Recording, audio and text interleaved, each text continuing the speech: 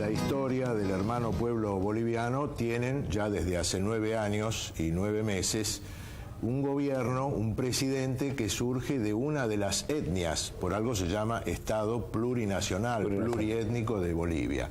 Evo Morales Ayma, con todo un proceso de transformaciones muy importantes sobre el cual sería bueno que charlemos enseguida. Pero previamente vamos a ver un clip que habla justamente de este proceso de renovación del mandato.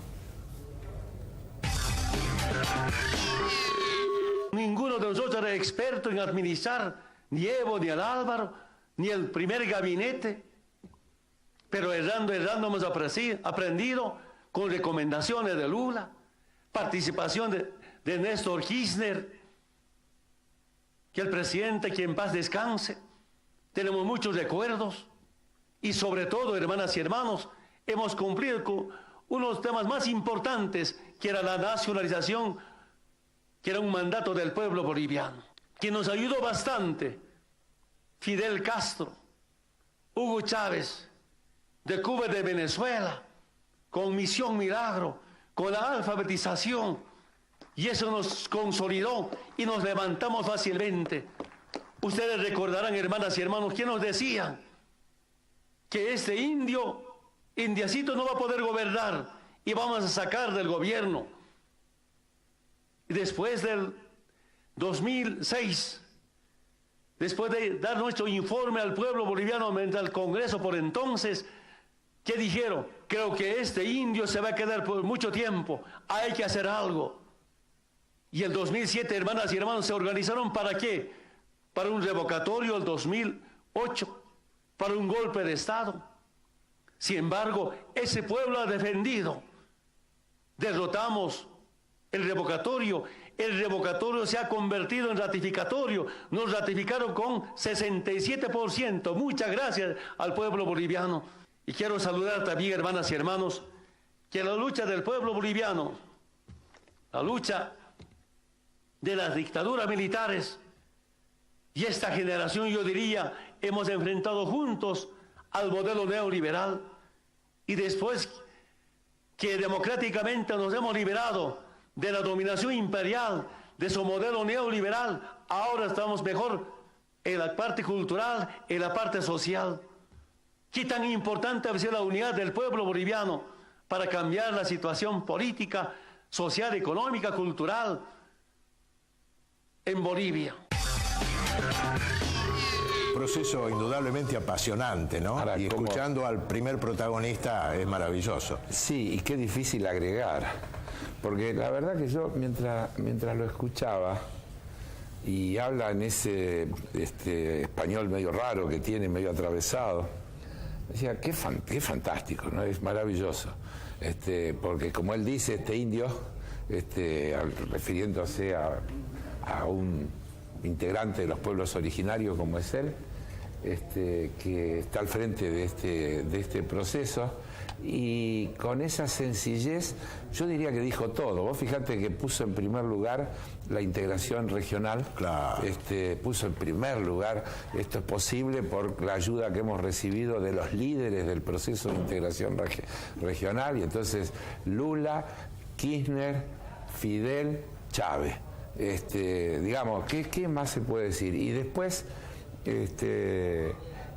la lucha contra el neoliberalismo como el eje de lo que vienen haciendo, y la lucha contra el escepticismo, por un lado, de que eso es posible, de las acciones de los grandes grupos de poder, de los grandes grupos mediáticos para crear la sensación de la inviabilidad, y bueno, y ahí resume todo. Hemos nacionalizado el petróleo. Hizo lo que prometió que iba a hacer durante la campaña. Claro. Sí. Es decir, que, qué sé yo lo único que puedo decir es que siento admiración, y que la síntesis que él hizo es muy, muy difícil de mejorar, ¿no? Y yo le preguntaría a Juan Carlos, porque el vicepresidente de Bolivia, Álvaro García Linera, estuvo en varias oportunidades en nuestro país. De paso digo que en la legislatura porteña hemos aprobado oportunamente en uno de los primeros viajes una declaración por la cual se lo considera huésped de honor. Y recientemente le hicimos entrega a través del embajador de ese diploma. Pero es interesante porque Evo Morales Ayma representa a una de las muchas etnias, pero su vicepresidente es un intelectual formado en las mejores tradiciones del pensamiento transformador, revolucionario, ¿verdad, Juan Carlos? Sí, efectivamente. La mayoría, yo diría, de la cultura política transformadora, nacionalista, revolucionaria, de izquierda en América Latina, concuerda con que es quizá el intelectual, el emergente intelectual más trascendente, más importante de este momento histórico.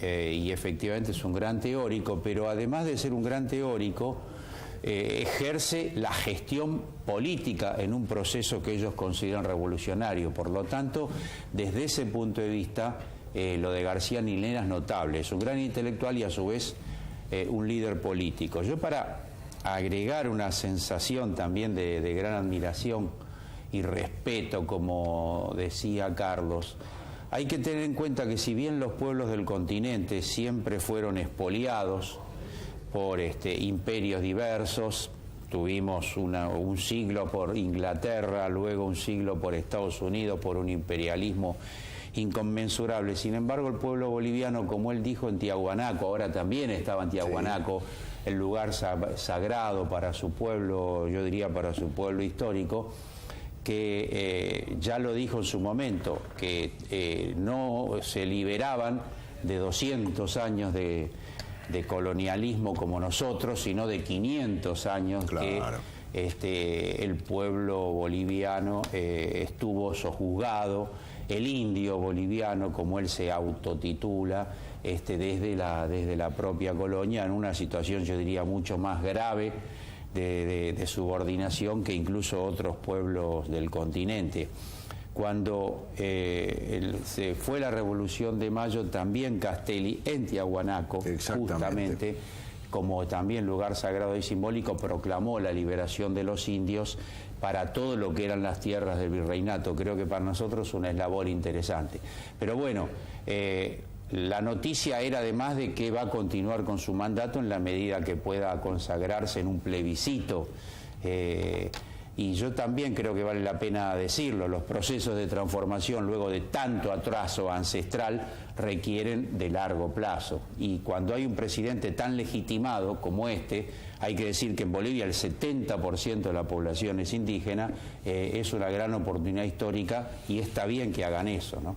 Esta referencia que vos decías, Juan Carlos, a los 500 años, me hace recordar un texto de Eduardo Galeano de 1992, cuando se cumplieron exactamente 500 años del descubrimiento. Y Galeano empieza ese texto diciendo: en 1492 América descubrió el capitalismo. Entonces ahí están las consecuencias, por supuesto, que hay que superar con esfuerzo, con políticas públicas. Es interesante verlo a Álvaro García Linera con el atuendo típico de alguna de las etnias que componen el Estado plurinacional de Bolivia. Vos sabés que, aunque no tiene que ver con Bolivia, ni con Galeano, me viene justo a la memoria o a la oportunidad una cita muy reciente de Stiglitz referida a España, que por lo tanto, digamos, sería la otra punta. Exactamente. Así que por eso me salió la vinculación. Y vos sabés lo que dijo, tal vez tiene una gran importancia o vinculación con nuestro tiempo, con las cosas que nos están pasando a nosotros. Escribió hablando de lo que él llama la gestión para generar, para instalar miedo electoralista. Dijo: este miedo electoralista es algo que pasa en todas partes, pues los partidos de derecha meten miedo cuando no pueden convencer a la gente con argumentos.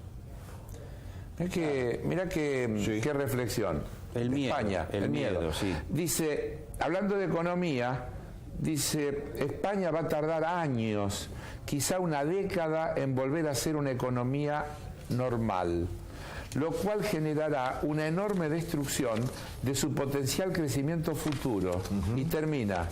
Por eso no se puede hablar de éxito de ninguna manera en la aplicación de estas políticas. Claro. Bueno, vos hablaste de miedo y esto a continuación tiene que ver con lo que sostuvo un funcionario, uno de los directores del Fondo Monetario Internacional, Robert Renak, así se llama el caballero, quien afirmó que las perspectivas de estos países, Argentina, Venezuela y Brasil, enfrentan un panorama complicado. Y dice que las expectativas no son positivas de cara al futuro. Antes hablábamos de los 172.000 nuevos puestos de trabajo, pero acá el pronóstico es catastrófico. Igual van a salir seguramente a decir que Evo quiere enquistarse en el poder y que es un dictador antidemocrático porque prolonga su mandato. En primer lugar tiene que pasar por el plebiscito y después lo tiene que votar el pueblo, pero no lo dijeron cuando Helmut Kohl en Alemania tuvo 4 mandatos y 16 años. Angela Merkel, compañero. Angela Merkel, no Kohl. ¿Para qué te y lo mucho antes Franklin Delano Roosevelt. O sea que lo que va a hacer Evo creo que es una necesidad histórica del pueblo boliviano y es absolutamente legítimo. Ahora, volviendo a estos pronósticos del Fondo Monetario, algo dijimos el programa pasado y creo que es bueno recordarlo, ¿no? Claro. La primera cuestión es que aquí hay un tema de inversión de la prueba o de la culpabilidad, no de la prueba.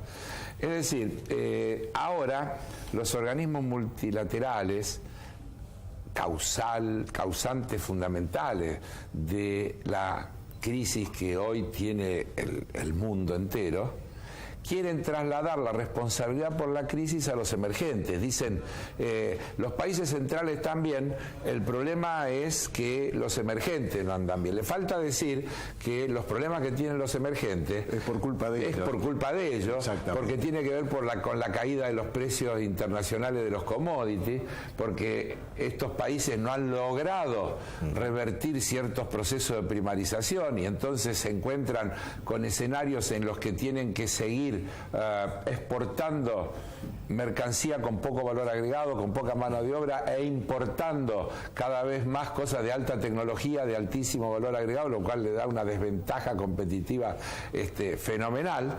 Y entonces, en realidad, es como lo de Stiglitz, como el comentario de Stiglitz, es decir, tienen un poder de fuego tal que te instalan el mundo al revés.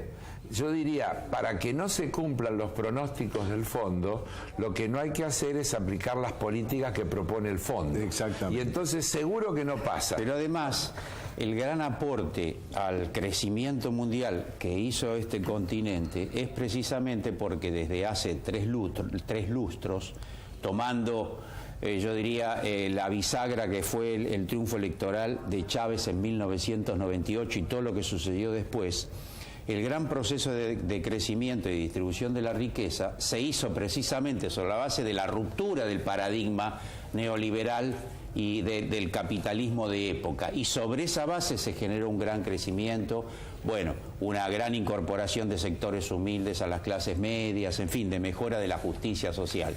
Ellos lo que nos quieren es ahora, mediante este sofisma que aquí se explicaba, llevarnos al viejo modelo que lo que generaba era precisamente una situación de inequidad creciente, estructural. Hablamos del mundo y hay un dato reciente que se puede relacionar con esto que estamos charlando y que hace a las políticas de nuestro país en la búsqueda de nuevos horizontes y alianzas. La reciente videoconferencia de la Presidenta de la República con Vladimir Putin. Tenemos imagen al respecto, creo que hay una fotografía, pero más allá, ahí la tenemos en pantalla, sin audio. Yo te diría que no solo se puede vincular, sino que es la esencia de lo mismo. Esta videoconferencia, que tenía una razón de ser por el 130 aniversario de la iniciación de las relaciones diplomáticas entre la República Rusa y la República Argentina, que no se interrumpieron durante todo el proceso de la Unión Soviética y demás, tienen hoy una etapa de alta importancia. Es decir, la Argentina ha entendido, y lo hace con énfasis, que hay que ayudar a todo aquello que confluya en la construcción de un mundo multipolar. Y ese mundo multipolar aparece hoy sobre la base de los grandes nuevos emergentes, es decir, los BRICS.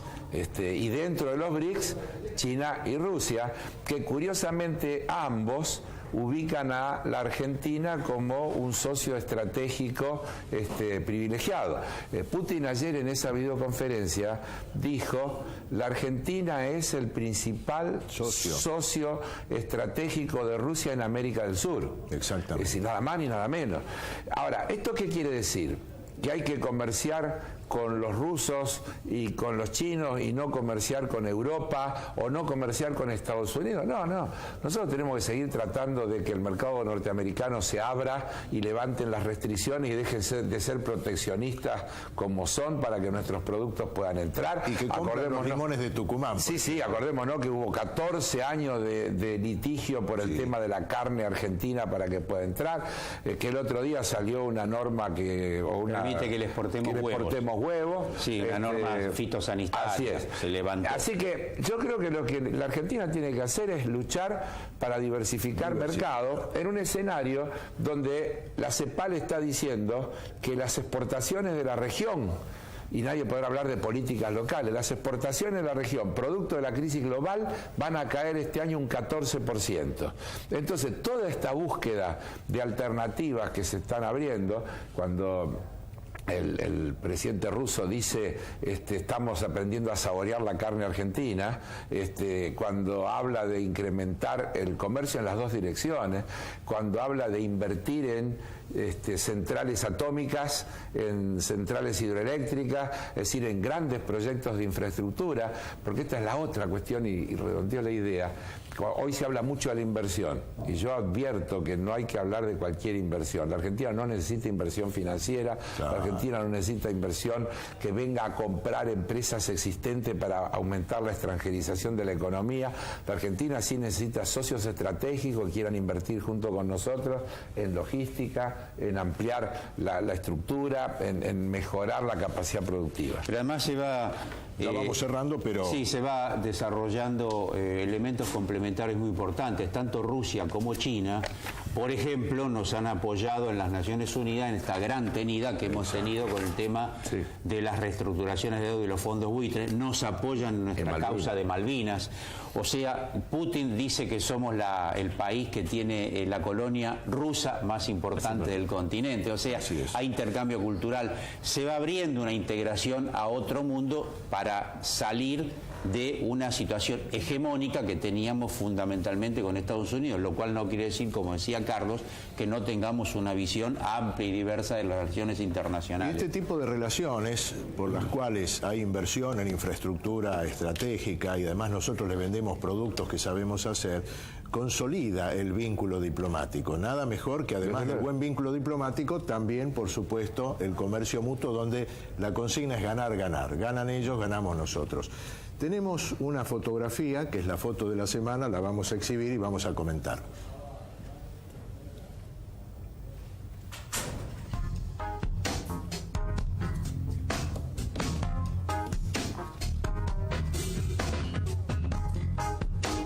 Exculpan a Dilma y a Lula. Evidentemente no hay pruebas de esta supuesta corrupción en torno de Petrobras y por lo tanto queda sin efecto el pedido de impeachment, con perdón de la palabra, digamos el golpe de Estado, la destitución. El juicio político. Juicio político. Sí. Bueno, evidentemente... Casi sin comentario, ¿no? Yo diría, hay tantas cosas cotidianas aquí parecidas a esta todos los días, en la región, en todos lados, en Ecuador, en Venezuela. Es decir, hay un común denominador de utilizar este tipo de cuestiones para debilitar, aunque no sean exitosas, para meter zozobra, duda, incertidumbre sobre la conducta, sobre la ética, sobre la firmeza que tienen todos estos procesos. Y usan estos métodos. Sin ir más lejos, anuncios del ministro de Relaciones Exteriores que acaba de hacer y el ministro de Justicia sobre operaciones que tienen lugar en nuestro país. Y así llegamos al final. Quería decir algo más. Programa. Creo que ya no tenemos tiempo. Dos palabras. Tiene. No, yo quería agregar que, por ejemplo, el caso Nisman, Sí. que no es económico ni de corrupción, pero en definitiva pedían la destitución de la presidenta de la Nación, las dos diputadas. Juicio político. Así es. Juicio político, sí, para llegar al A la impeachment. destitución, lógico. Tal cual. Ahora sí, estamos en el fin de nuestro programa, del segundo bloque de Con Ideas Propias, hasta las 11:30, como es habitual, por CN23. Los esperamos la semana que viene y ahí sí vamos a hablar de los resultados que nos depare la elección del domingo. Nuevamente un abrazo a Pablo Caruso y su mujer. Así es. Y voten bien, ¿eh? Que sepa el pueblo votar. Que sepa el pueblo votar. Muy bien. Hasta la semana que viene.